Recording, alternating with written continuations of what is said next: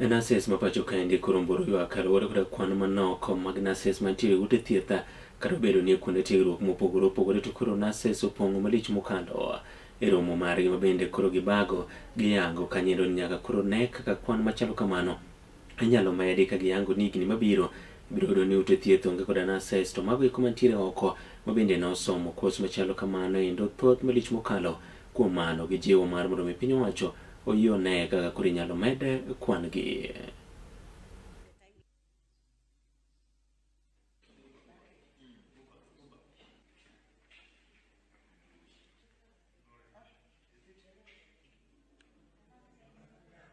It's not only about Marsabit.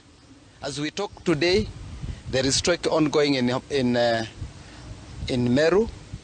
It's doing the third week. There is another strike going on also in Bungoma. And the issues are the same. Delayed promotion and a redesignation. People stagnating in one job group for more than 10 years.